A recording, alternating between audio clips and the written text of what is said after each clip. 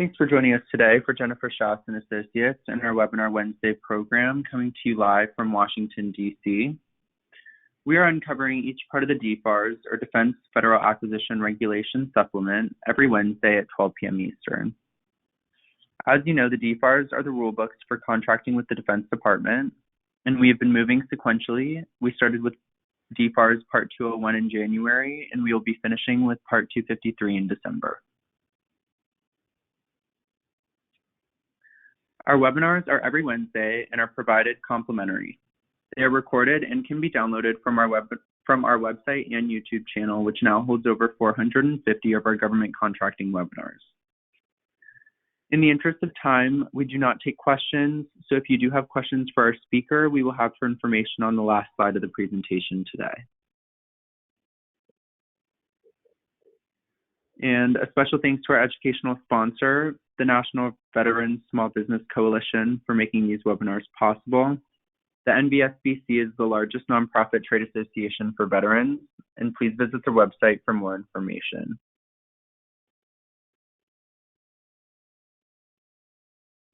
Virginia PTAC at GMU offers free one-on-one counseling to firms in Virginia on federal, state, and local procurement topics. Online resources and group trainings are free with no restriction on business location. If you are interested in learning more, please use the links provided to explore what PTACs can offer.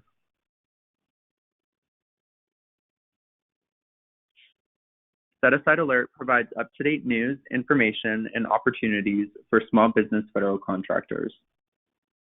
Their daily opportunities alerts assure you won't miss important sources sought and solicitation announcements, providing details so you can jump on the hot ones.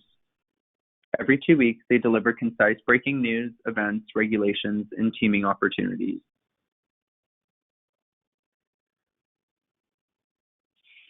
And please join the Reston Chamber of Commerce Government Contractors Council for regular meetings. Also, please stay tuned for more information on their very popular B2G conference in May. Please contact Alicia Fields with the email shown on your screen if you have any questions.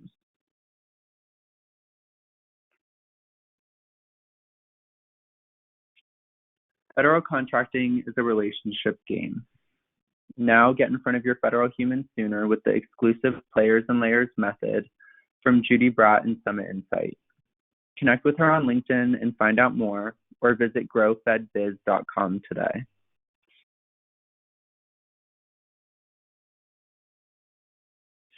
And if you're interested in selling to the federal government, you may need a contract vehicle. The most popular one is the GSA schedule. Learn more about the requirements, the proposal process, and how this contract vehicle may or may not be the right tool for you. Jennifer Schaus is teaching a series of classes, as you can see here, with the Virginia PTAC and Mary Washington University. All classes are listed on our website under the events section with the registration links. Okay, and now a little bit about us. We work with U.S. federal government contractors, including product, service, and software firms. And our services range from market analysis reports to contract vehicles and compliance, and more information can be found on our website.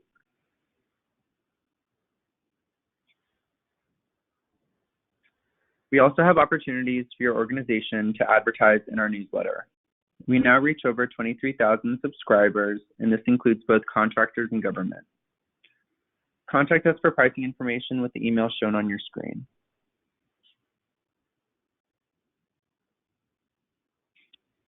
I also wanted to inform you of a new series that we have this year.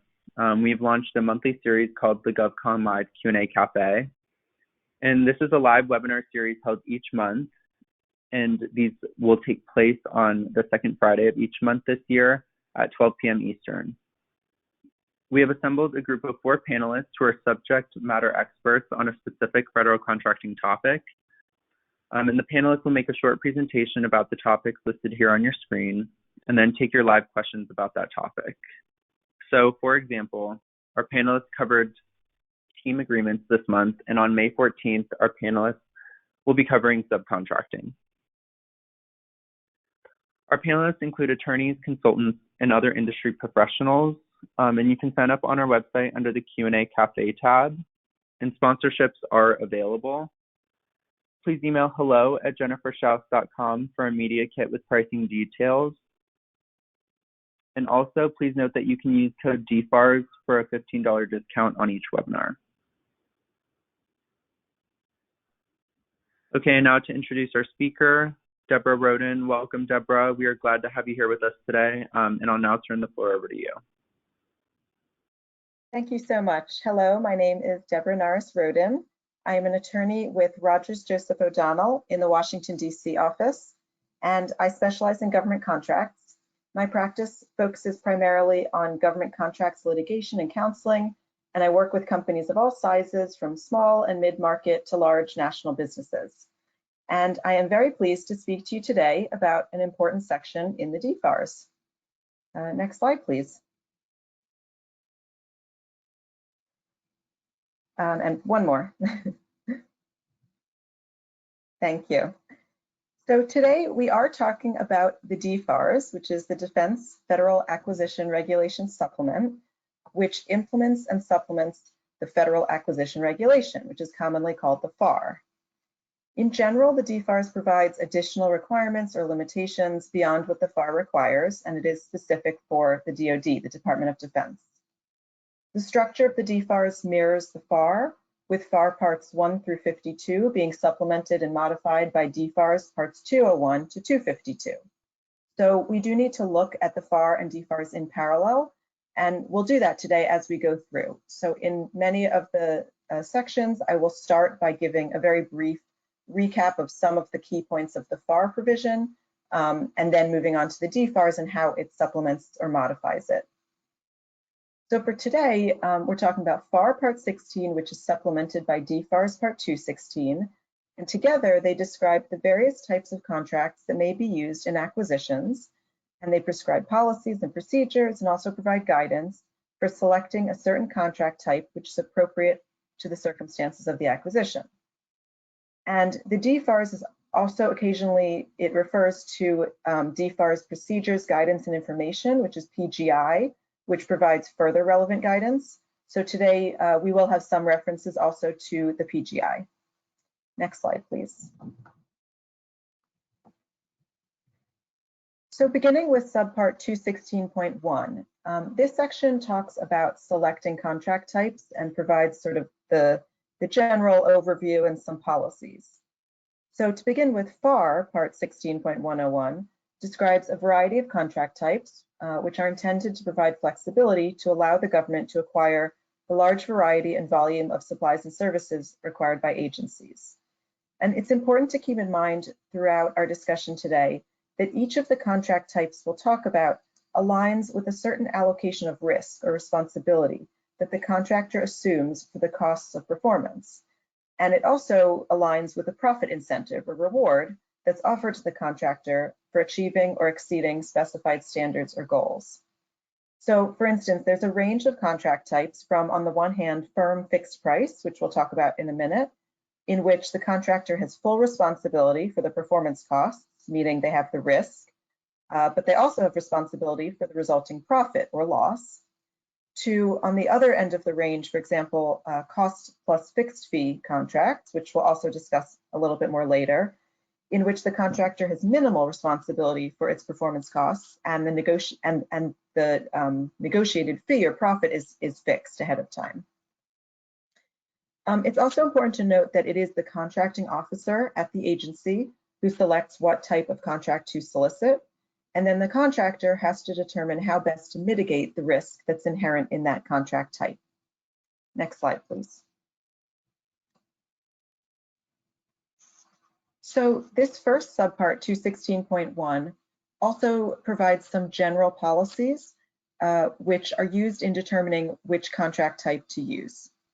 So to start with FAR 16.102, just a couple of the policies in general that it provides is that, for instance, contracts resulting from sealed bidding have to either be firm fixed price contracts or fixed price contracts with economic price adjustment, and we'll talk about those more in a minute. And on the other side, contracts that are negotiated under FAR Part 15 may be of any type or combination of types that will promote the government's interests, although there are certain restrictions that apply. So to supplement those policies, DFARS 216.102 provides a few key policies that we're going to just highlight here and then touch on again later in discussing these types of contracts in particular. So the first one here is that in accordance with Section 829 of the National Defense Authorization Act, the NDAA, for fiscal year 2017, the contracting officer first has to consider the use of fixed price contracts in determining the contract type. So like I keep saying, we will talk about fixed price contracts in a minute, but there's some reasons why the contracting officer does first need to consider those types of contracts. Another policy set out here is that a firm fixed price contract is actually required to be used for acquisitions for foreign military sales. And there are certain exceptions for that. That requirement may also be waived on a case-by-case basis if it's in the interest of the US and American taxpayers. The last policy listed here is that it is generally prohibited to use a cost reimbursement line item for the acquisition of production of major defense acquisition programs.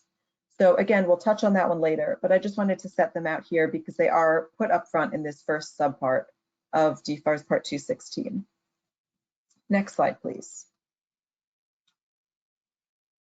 So this is where we start getting into the first type of contract, which are fixed price contracts, which I've already mentioned a few times because they are those contracts, remember, that contracting officers have to first consider. So fixed price contracts generally provide for a fixed established price for a contractor's product or service. The contractor bears the risk of increased cost of performance, but also benefits from lower performance costs. So this contract type has no flexibility for price. So therefore, the contractor does bear the risk that their costs might be higher and their resulting profit might be less. So in that sense, that's why it is considered the most risky type of contract for a contractor. And like I said, remember that as we said under the policy subpart, contracting officers do first have to consider the use of fixed price contracts. That includes a type called fixed price incentive contracts. And this makes sense that the government would want to consider these first because they put the risk on the contractor, not on the government. So that's why it makes sense that they would want to do this. So a certain type of fixed price contract is called firm fixed price. And this type does not allow for any adjustment on the basis of the contractor's actual cost in performing the contract. So it's usually best for contracts that are low risk for the government. So for example, for commercial item contracts and where detailed specifications are available. It does provide the maximum incentive for the contractor to control their costs and perform effectively and efficiently. And it does impose a minimum administrative burden upon the contracting parties. So for contractors bidding on these firm fixed price type of contracts, it's important to ensure that the contract requirements are going to be sufficiently defined, that they're not subjective, and that they're achievable, because that will minimize the risk involved. Next slide, please. Another type of fixed price contracts are fixed price contracts with economic price adjustment, or EPA. So this is a type of fixed price contract that does provide for a change in the stated contract price, either upward or downward, upon the occurrence of specified contingencies. So basically there's a built-in mechanism to account for changed circumstances. So these economic price adjustments could be based on increases or decreases in the price of specified or established items, the actual costs of specified labor or materials, or the labor and material cost standards or indexes identified in the contract. So first, I just want to mention that the FAR provides a limitation on the use of this contract type, and the FAR says that this contract type shall not be used unless the contracting officer determines that it is necessary to protect the contractor and the government against significant fluctuations in labor or material costs, or to provide for contract price adjustment in the event of changes in the contractor's established prices. So that's sort of a general limitation on it.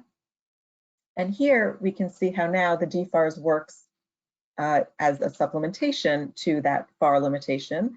So here the DFARS further limits by saying that this type of contract with its related contract clauses for economic price adjustment are only to be used when the total contract price exceeds the simplified acquisition threshold, so basically for higher value procurements, and also used when delivery or performance will not be completed within 6 months after contract award, so meaning longer term procurements.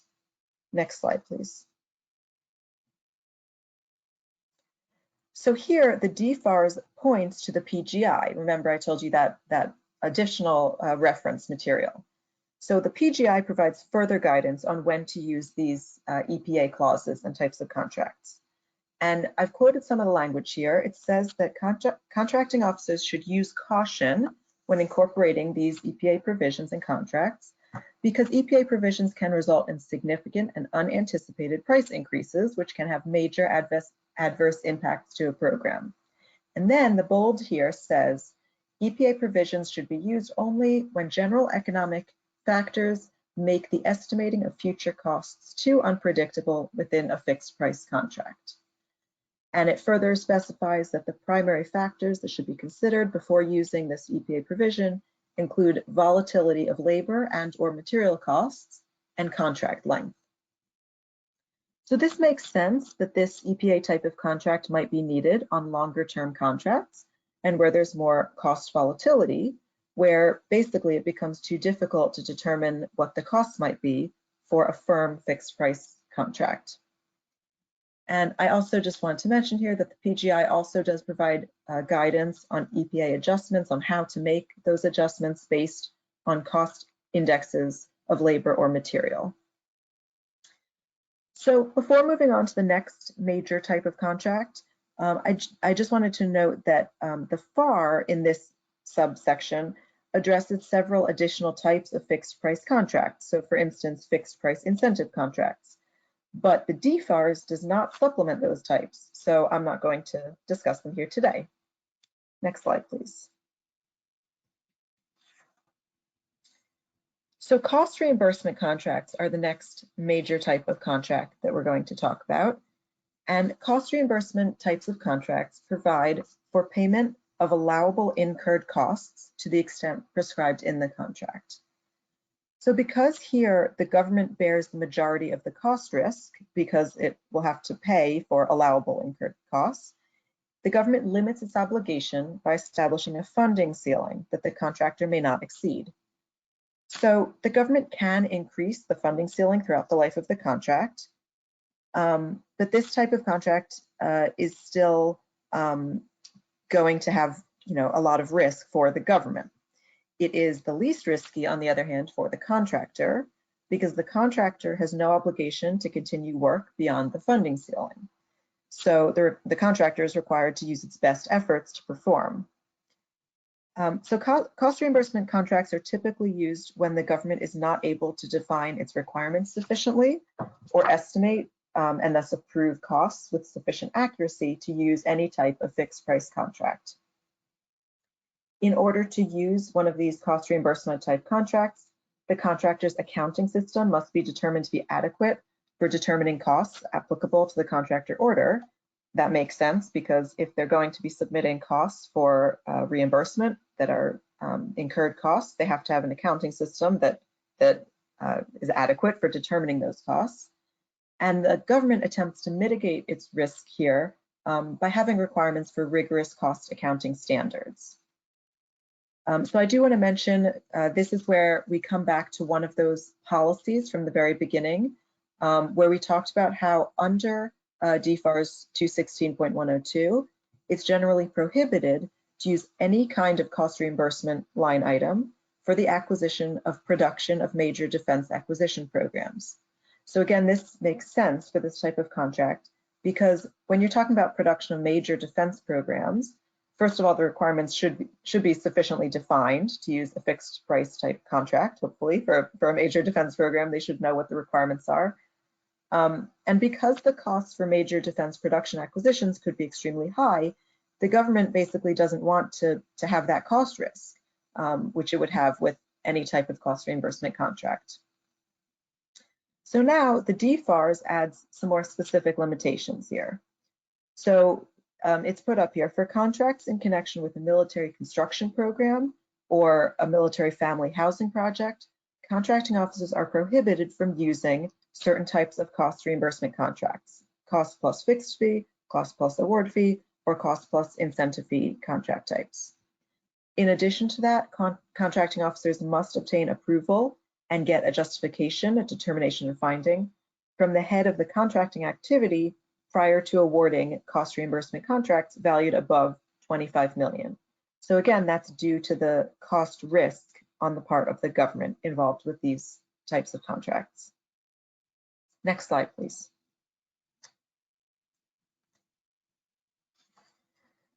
So here we're talking about one of the types of cost reimbursement contracts, cost plus fixed fee contracts.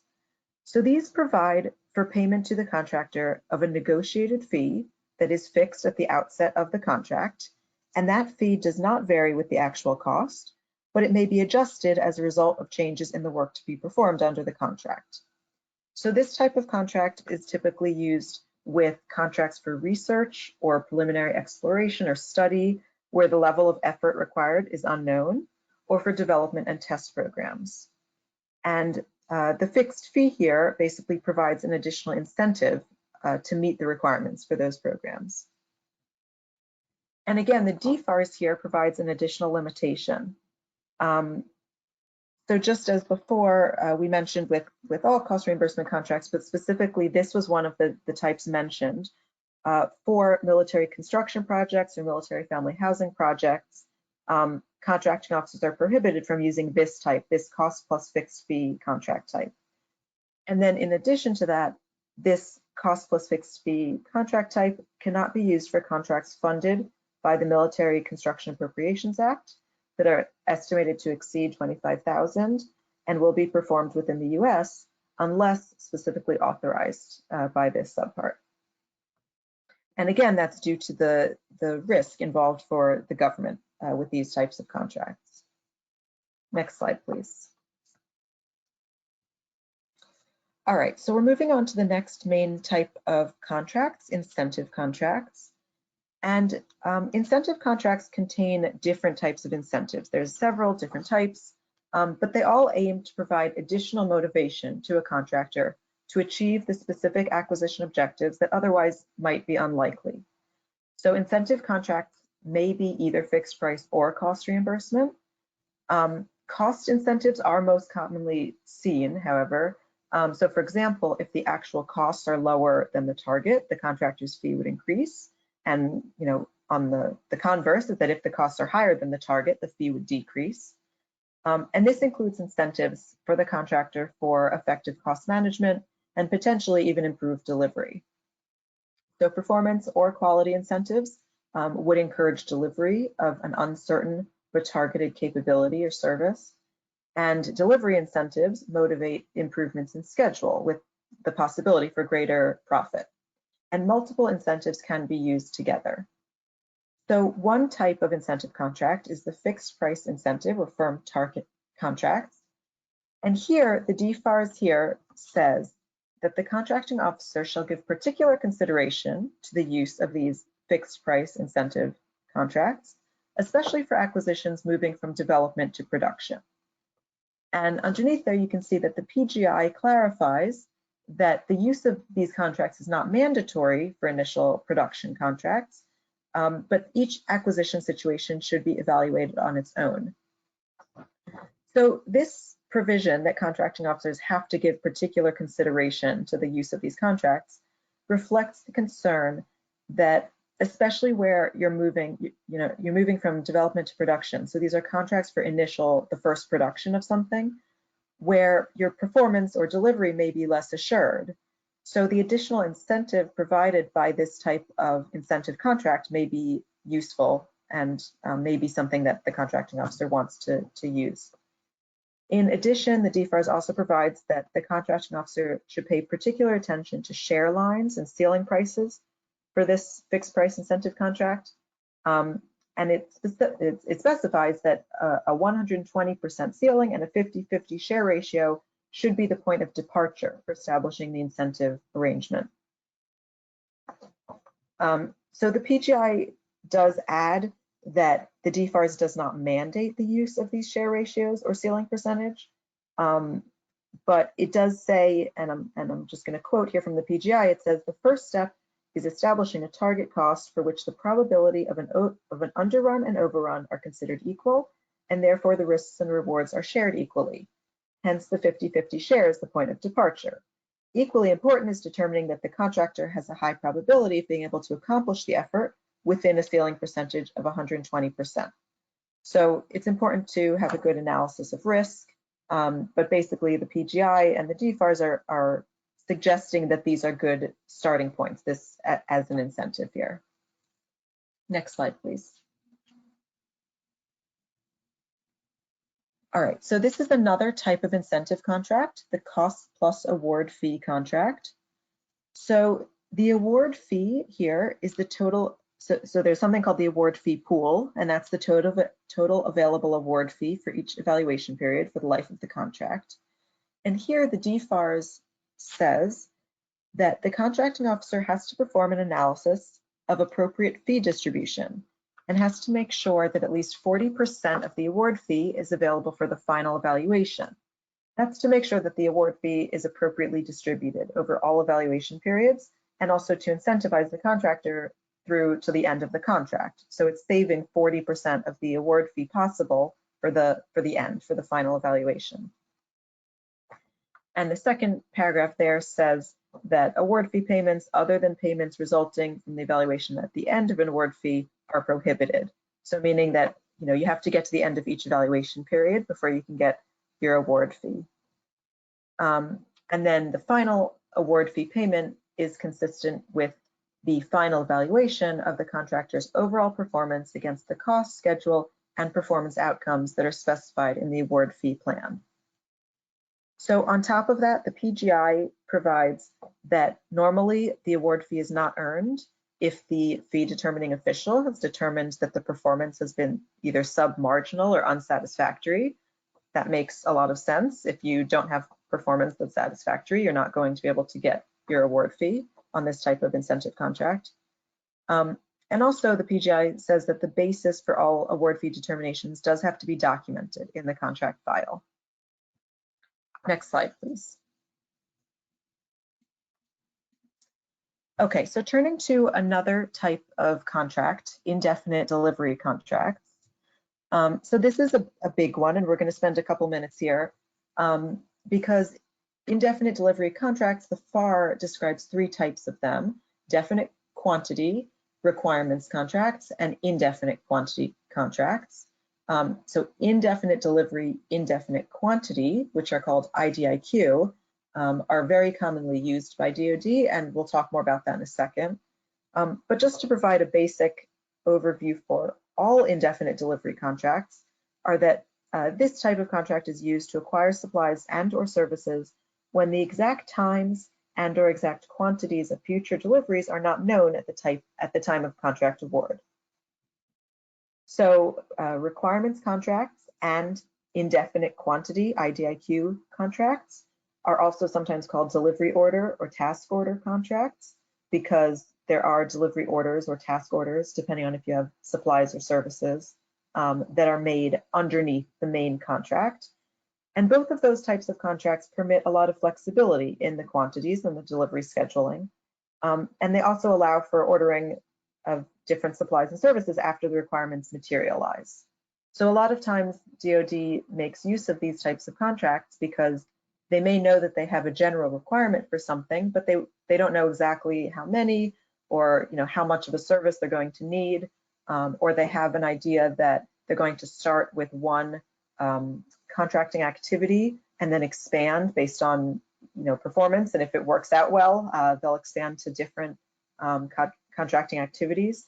So they'll use IDIQ contracts for things like that, where they can then add on additional task or delivery orders once they know their more specific requirements.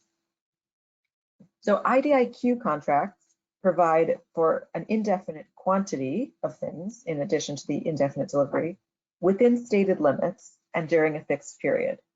And then the government, like I was just saying, places orders for individual requirements, and those are the delivery and task orders. So the contract must require that the government orders and then the contractor furnishes at least a stated minimum amount of supplies or services. That minimum can be stated either as a number of units or as a dollar value. And in addition, if ordered, the contractor must furnish any additional quantities not to exceed the stated maximum. Next slide, please.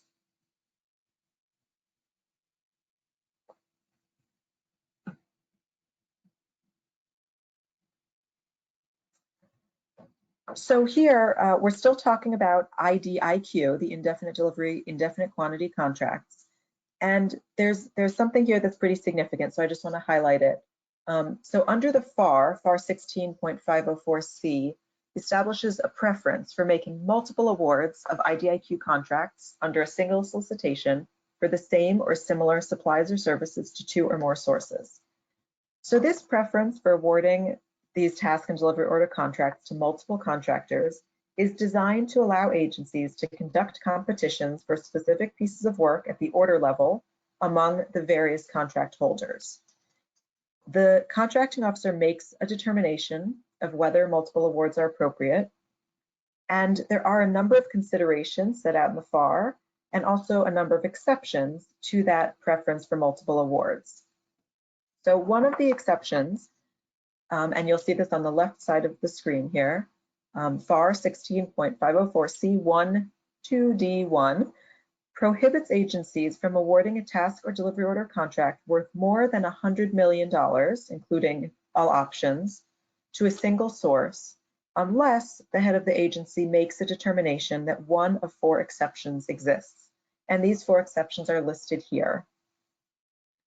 Now, I want to highlight this because the DFARS, as shown on the right side of the screen, has a couple of modifications to the FARS exceptions and how it implements this. So the first one shown there is that under the DFARS, it specifies that rather than the head of the agency making that determination about whether one of these exceptions to the preference for multiple award applies, under the DFARS, it can be a senior procurement executive who has that authority to make that determination. So this is sort of a pattern in the DFARS, and we'll see this a little bit again later, that sometimes the DFARS just modifies the authority of which official is supposed to be making this determination. But here it can be a senior procurement executive, not the head of the agency. And the next one is that, so this was in the fiscal year 2019 NDAA, that Congress implemented a slight modification to the first exception here, that Roman (1) on the left. So instead of the FAR requirement that task or delivery orders expected under the contract be so integrally related that only a single source can reasonably perform the work, the NDAA and then the DFARS replace the word reasonably with efficiently, so that it says that only the task or delivery orders expected are so integrally related that only a single source can efficiently perform the work. So the impact of this change is that now, under that first exception, DoD may only award task or delivery order contracts valued above that threshold to a single source, meaning there would not be competition at the order level, if under this exception, the agency determines that only a single source could efficiently perform the work. And that change makes it a little bit more difficult, at least, for DoD to justify making awards of high-value IDIQ contracts to only a single contractor, and therefore promotes competition at the task for delivery order level. Next slide, please. Okay, so now we're moving on to another main type of contracts, actually a few types of contracts. So this subpart 216.6 talks about time and materials, labor hour, and letter contracts. We're going to be focusing on time and material contracts, which are more common. So the FAR describes a time and materials contract as providing for acquiring supplies or services on the basis of either direct labor hours at specified fixed hourly rates, and that includes wages, overhead, general administrative, and profit, and actual costs for materials. So a time and material contract may be used only when it is not possible at the time of placing the contract to estimate accurately the extent or duration of the work, or to anticipate costs with any reasonable degree of confidence. So for this type of contract, the contractor must specify fixed hourly rates, and that includes wages, overhead, general, and profit for each category of labor. So because the time and materials contract provides no positive profit incentive to the contractor to control their costs or for labor efficiency, the FAR specifies that it's appropriate, that it's required actually, that the government use appropriate surveillance of contractor performance to give reasonable assurance that efficient methods and effective cost controls are being used. Next slide, please.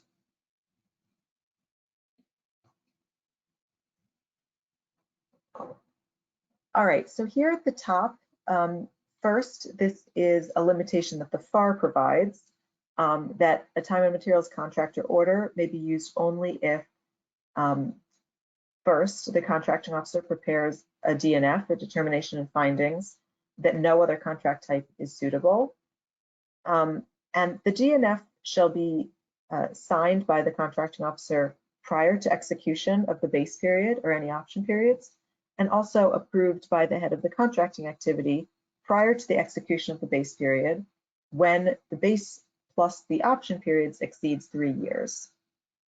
So to supplement that or to modify it slightly, the DFARS specifies that for the approval of that DNF, that determination findings, first, for a base period plus any option periods where that is less, that is 3 years or less, for contracts and orders where the portion of the requirement performed on a time and materials or labor hour basis exceeds $1 million, the approval authority for that DNF is the senior contracting official within the contracting activity, and that authority may not be delegated. So like I mentioned before, that's, these are basically parts where it's the approval authority, who is doing the approving of this DNF, that's the issue, as we saw before with IDIQs also. And second here, where for contracts and orders where the portion of the requirement performed on a time and materials or labor hour basis is either less than or equal to 1 million, the DNF may be approved just one level above the contracting officer. So that makes sense based on the value of the contract and order. And then underneath that, it says where the base period plus any option periods exceed 3 years, it does have to be the head of the contracting activity which is approving the DNF. And again, that makes sense. Where you're talking about a longer contract, it makes sense that somebody more senior would have to be giving that official approval to use this type of contract. All right, so we've been through many of the different types of contracts that are described in the FAR and subpart, the FAR and DFARS parts, FAR part 2.6, FAR part 16 and DFARS part 2.16. Not every single one. We didn't talk about a couple of them, but we've talked about all of the ones that are most frequently used and most commonly seen. And just as a few takeaways and sort of a wrap up here, as we said in the beginning, both FAR Part 16 and DFARS Part 2.16 provide a lot of information about the various different types of contracts that can be used in acquisitions. And they provide a lot of considerations and exceptions and guidance for contracting officers to use in selecting which type of contract to employ for their acquisition. And for contractors, and for any of you out there, counsel for contractors on the private side, it's really critical to know and understand these rules. And for defense contractors in particular, to understand the nuances and differences that the DFARS provides, either in addition to or slightly to supplement or modify the FAR. So at the fundamental level, it's important because you need to understand the level of risk that the contractor is accepting when they're bidding or getting the award and deciding how they're going to perform on a certain contract type.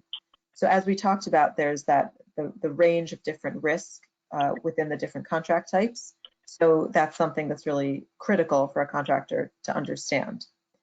It's also really important because contractors can look to these rules for pre-award protests, for example. So if an agency, if a contractor thinks that the agency has chosen a certain type of contract, maybe based on, an improper use of an exception, or that they've unreasonably used some sort of consideration that the FAR or DFARS says has to be used, that can provide a basis for a pre-award protest for a contractor to say, we think that the contract type is improper. So just as one recent example, you may have heard, it's been in the news a lot, the JEDI contract, the DoD's big cloud services contract, which has a potential value of $10 billion. It is an IDIQ contract where the DoD invoked one of the exceptions that we talked about before to the preference for multiple awards, and they made a single source award. And so one of the offerers, Oracle, challenged that determination. They challenged that it should not be a single source award based on that preference set out in the FAR and DFARS for, in general, having multiple awards for an IDIQ contract. And Oracle, made its protest first at GAO, then at the Court of Federal Claims, and challenged that determination of which contract type was used. It was unsuccessful at the court, but it's now taken its appeal potentially all the way up to the Supreme Court. It's applied for cert, and we don't know yet if the court will grant that cert petition and hear the case. But this is just an example of how these rules about contract type that we discussed today, and these different nuances and exceptions and considerations that are set out in the DFARS, can be incredibly significant for contractors in addition to agencies. So with that, I want to thank you very much for joining me in this discussion today, and I will turn it back over to Hunter. Thank you so much, Deborah, for a great presentation and sharing your time with us today. And feel free to reach out to Deborah with any questions you may have with the information on the screen right now. And thank you to everyone who joined us for this webinar. The recording will be on our website and YouTube channel within the next 24 hours. And please join us next week as we cover more parts of the DFARS.